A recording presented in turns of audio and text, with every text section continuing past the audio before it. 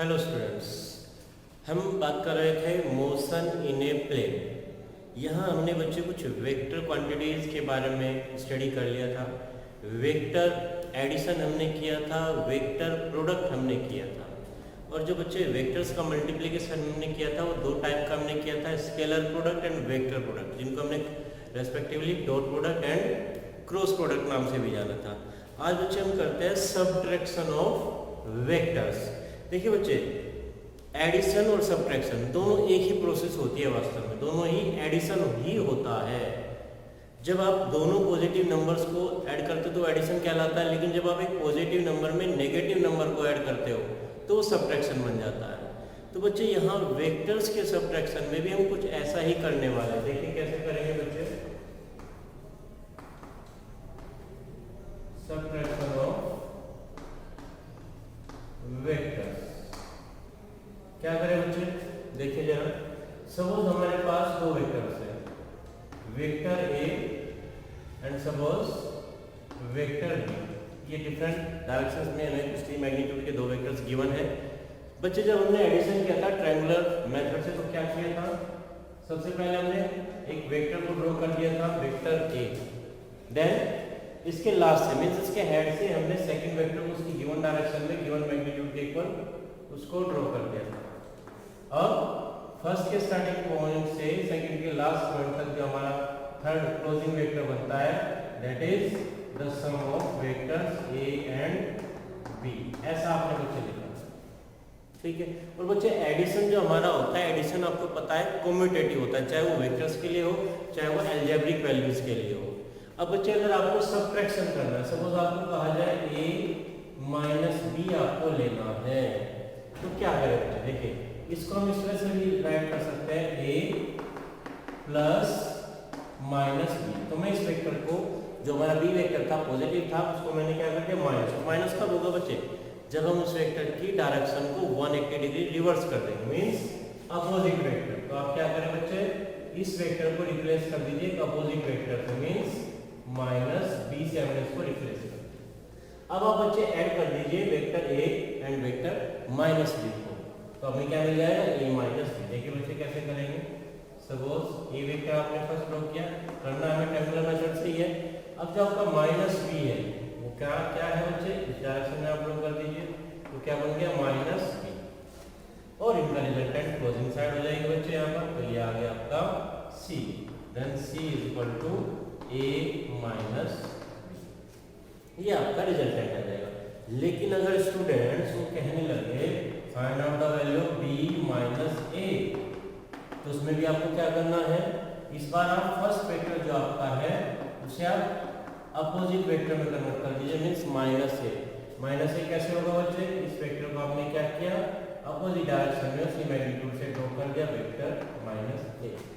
अब बच्चे क्या करना है, बी में ऐड करना है, तो पहले आप बी को ड्रॉ करेंगे, ये सपोज बी का given direction given magnitude b, ठीक है बच्चे, ये हो गया। अब आप यहां से क्या करें, यहां से अब आप माइनस ए को ड्रॉ करेंगे इस डायरेक्शन में। इसको हम थोड़ा सा जल्दी लेते हैं बच्चे, ये हो गया हमारा क्या, वेक्टर बी, और इसके यहाँ से हम अपोजिट डायरेक्शन में क्या ड्रॉ कर दिया, माइनस ए। तो हमारा रिजल्टेंट क्या आएगा बच्चे, बी के फर्स्ट एंड से सेकंड एंड तक माइनस ए तक चला जाएगा, ये क्या हो गया, सी इक्वल टू बी माइनस। तो बच्चे जब आपको सब्ट्रैक्शन करना हो तो आप इस सेक्शन को सोल्व आउट कर सकते हैं, ठीक है स्टूडेंट्स। ये तो हो गया हमारा सब्ट्रैक्शन। अब बच्चे हमने रिजल्टेंट तो फाइंड आउट कर लिया था, हमने सपोज किया a plus B equal to सी।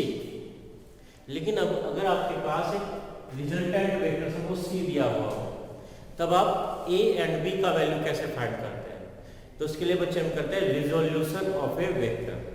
और बच्चे थोड़ा सिंप्लीफिकेशन रखने के लिए हम रेक्टेंगुलर कंपोनेंट्स में इसको रिजोल्व कर लेते हैं।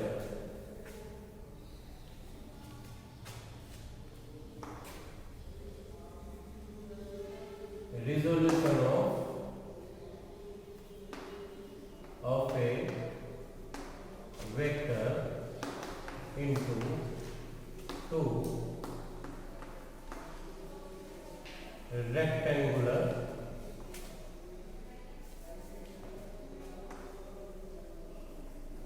कंपोनेंट। चलिए, rectangular means perpendicular means sides of a rectangle, adjacent sides of a rectangle, perpendicular हो जाएगा बच्चे दोनों के बीच का एंगल, तो वहां थोड़ा इजी रह जाएगा इसको सोल्व करना। तो हम रेक्टेंगुलर कंपोनेंट से स्टार्ट करते हैं। सपोज बच्चे मेरे पास है ये मेरी x एंड y एक्सिस, यहाँ ओरिजिन, और सपोज एक वेक्टर गिवन है मेरे पास बच्चे वेक्टर a, और सपोज ये पॉजिटिव एक्स एक्सिस से थीटा एंगल ड्रॉ कर रहा है। तब आपको क्या करना है बच्चे, इस वेक्टर a के दो कंपोनेंट्स आपको करने हैं, one along the x axis, second along the y axis. और x और y दोनों कैसे बच्चे म्यूचुअली परपेंडिकुलर है, तो ये कंपोनेंट हमारे क्या कहलाए, रेक्टेंगुलर कंपोनेंट्स। अब बच्चे आपको करना क्या है, हमने इनको ऐड करने के लिए पैरेललोग्राम मेथड भी बच्चे स्टडी किया था। पैरेललोग्राम मेथड में क्या था, if two vectors can be represented by magnitude and direction by the two adjacent sides of a parallelogram, then their resultant can be drawn in magnitude and direction by the diagonal which is intersecting the both vectors। तो बच्चे यहाँ हम उसी method को apply कर लेते हैं। तो क्या करते हैं बच्चे, सपोज ये हमारे पास ये वेक्टर गिवन था, हम क्या करते हैं इसके हेड से एक परपेंडिकुलर ड्रॉ कर देते हैं एक्स एक्सिस पर, एक परपेंडिकुलर ड्रॉ कर देते हैं वाई एक्सिस पर। तो क्या बन गया, सपोज मैं इसको नाम दे देता हूँ O P Q R। क्या बन गया बच्चे, एक पैरेललोग्राम ही तो बन गया। स्पेशल केस है तो ये रेक्टेंगल हो गया, है ना। तो मींस अब ये जो दो वेक्टर्स मेरे बन रहे हैं बच्चे O R and O P, ये दो वेक्टर्स का रिजल्टेंट क्या होगा, A होगा। पैरेललोग्राम मेथड से हम देख रहे हैं इसको, सपोज ये AX वेक्टर, ये हमारा AY वेक्टर, तो दोनों का सम क्या आ गया है, ये रिजल्टेंट A। अब बच्चे मुझे ax एंड ay का वैल्यू a के टर्म में फाइंड आउट करना है। क्या करें, लगा देते हैं बच्चे, ट्रायंगुलर मेथड लगा देते हैं, साइन कोस टेन के टर्म में पड़े हुए हैं। तो अगर आप इसकी बात करें, इस ट्रायंगल की बात करें, ठीक है जी, in triangle QOR tan theta आपका क्या हो जाएगा बच्चे, यहाँ tan थीटा नहीं लेंगे, इन ट्रायंगल QOR। देखिए बच्चे रिलेशन आपको इसमें चाहिए, ये हो गया हमारा बेस, ये हो गया हमारा हाइपोटेनियस। तो बेस और हाइपोटेनियस में रिलेशन होता है हमारा cos, cos theta equal to base upon hypotenuse, केवल मैग्नीट्यूड की बात कर रहे हैं हम। तो हमारा x क्या आ गया बच्चे, a cos थीटा। तो एक कंपोनेंट हमारा आ गया बच्चे along the x axis a cos theta. Second की बात करते हैं।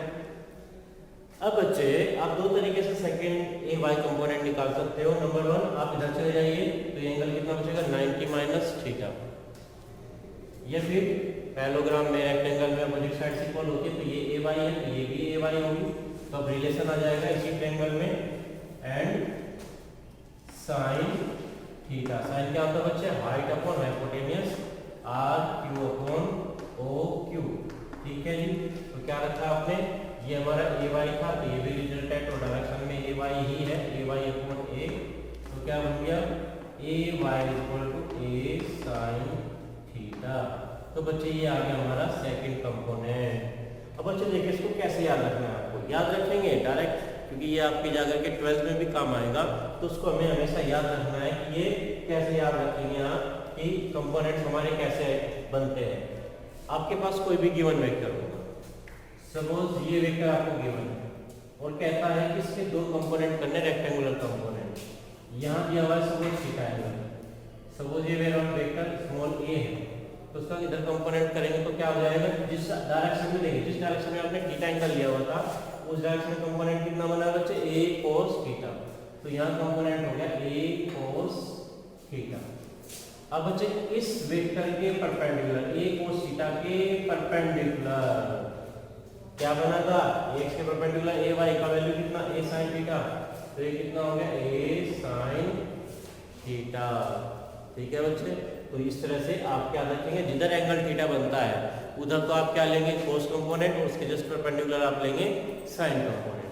अब बच्चे थोड़ा सा एक्सरसाइज हम इसको और कर लेते हैं। सपोज मैं दोनों इक्वेशंस को स्क्वायर करके ऐड कर देता हूँ। तो देखिए लेफ्ट हैंड साइड में क्या आएगा, ax square A Y square, यहाँ क्या आ जाएगा A square cos square theta, यहाँ क्या आ गया A square sine square theta.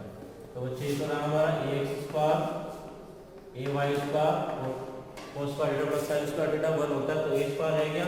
तो बच्चे आप यहाँ से वैल्यू निकाल लीजिए, तो ए का वैल्यू आपके पास कितना आ गया under root A X square A Y square. ठीक है बच्चे, तो ये आपका रिजल्टेंट आ गया। अब आप क्या करें, अगर आपको कंपोनेंट्स पता है अलग अलग ए एक्स ए वाई, तो आप ए का वैल्यू भी फाइंड आउट कर सकते हैं। एक काम और करते हैं बच्चे, इक्वेशन 2 को 1 से डिवाइड कर देते हैं, 2/1। तो क्या आ गया A Y upon A X equal to A sine theta upon A cos theta. Sine upon cos क्या बनता है tan थीटा। ठीक है जी, यानी कि आप एंगल भी फाइंड कर सकते हो कि किस एंगल पर हमारा जब tan वेक्टर मींस a था, tan theta equal to a x upon a y, और वास्तव में tan थीटा क्या होता है हाइट अपॉन बेस ही तो होता है, वही आ गया हमारा।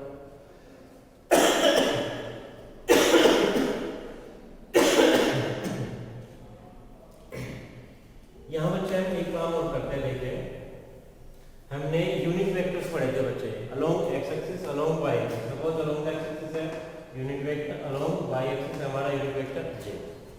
अब मैं इसको वेक्टर फॉर्म में लिखता हूँ बच्चे, देखिए ए एक्स वेक्टर क्या होगा मेरा A X I, A Y vector क्या होगा मेरा A Y J, along the Y axis J होता है।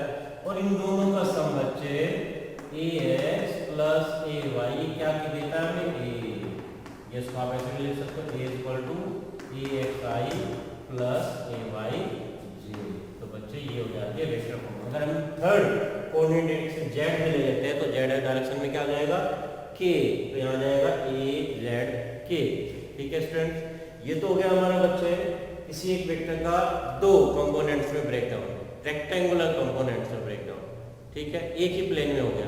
लेकिन अगर ये 3 डायमेंशनल में हमें करना पड़े तो बिल्कुल डायरेक्ट हम वहां पर कर सकते हैं, इसी हेल्प से देखते हैं बच्चे।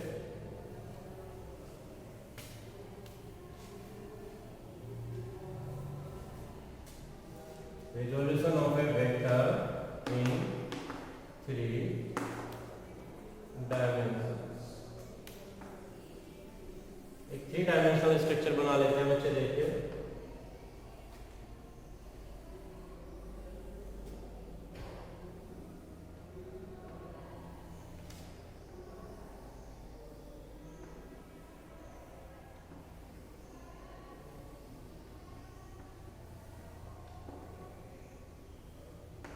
ये सपोज बच्चे मैंने एक क्यूब या एक क्यूबॉइड बना लिया है। यहाँ है सपोज हमारा ओरिजिन, ये हमारी एक्स एक्सिस, सपोज ये हमारी वाई एक्सिस, वाई ले लेते हैं बच्चे, और ये हो गई हमारी Z axis. Along the x axis हमारा यूनिट वेक्टर होता है आई, अलोंग द वाई एक्सिस होता है हमारा unit vector J, along the के एक्सिस होता है यूनिट वेक्टर के। ठीक है बच्चे, अब यहाँ पर एक डायगोनल है बच्चे, ये अपने रूम में इमेजिन कर लीजिए।